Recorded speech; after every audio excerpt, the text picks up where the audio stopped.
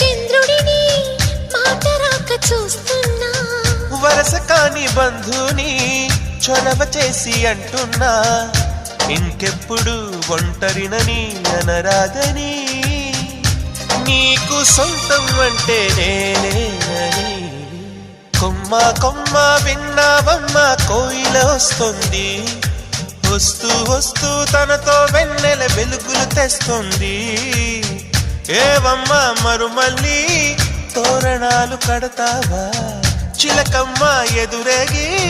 స్వాగతాలు చెబుతావా పూల పొగరిల్లేరా రమ్మందని విన్నానమ్మ